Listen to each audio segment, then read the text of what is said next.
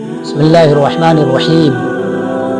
وعن أبي هريرة رضي الله تعالى عنه قال قال رسول الله صلى الله عليه وسلم إذا جاء رمضان فتحت أبواب الجنة وغلقت أبواب النار وصفدت الشياطين أو كما قال عليه الصلاة والتسليم.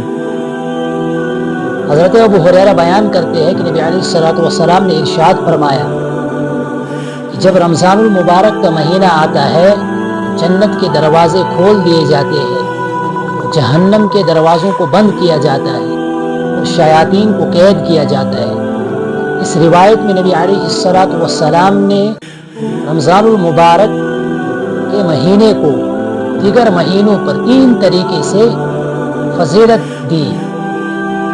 ایک تو یہ کہ اس مبارک مہینے کے آتے ہی جنت کے دروازوں کو کھول دیا جاتا ہے.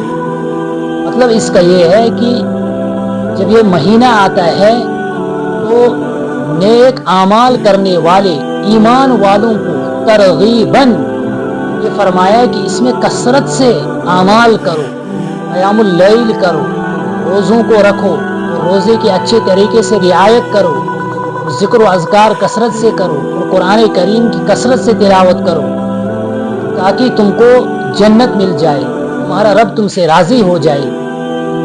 اور دوسری چیز کہ اس میں اس مبارک مہینے میں جہنم کے دروازوں کو بند کیا جاتا ہے.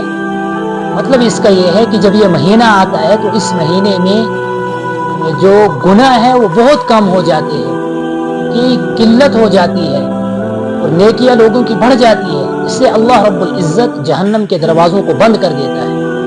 اور تیسری چیز کہ شیاطین کو قید کیا جاتا ہے، وہ بند کیا جاتا ہے، جیسے دیگر روایت میں آتا ہے کہ ان کو زنجیروں میں جکڑا جاتا ہے. مطلب اس کا یہ ہے کہ جس طریقے سے رمضان المبارک کے مہینے کے علاوہ شیطان لوگوں پر حملہ کرتا ہے، وسوسے ڈالتا ہے، رمضان کے مہینے میں اس طریقے سے شیطان لوگوں پر وسوسے نہیں ڈالتا ہے.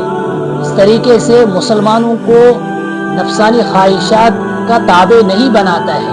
یہ رمضان المبارک کا مہینہ آنے والا ہے، اس کی ہم بھرپور تیاری کریں اور اس میں خوب اللہ کا ذکر کریں، کلام مبارک کی تلاوت کرے، کثرت سے قیام اللیل کرے، روزوں کی بھی پابندی کرے اور اچھے طریقے سے روزوں کو گزارے تاکہ ہمارا رب ہم سے راضی ہو جائے اور اس کی رضا جب نصیب ہوگی تو ہم کامیاب ہو جائیں گے.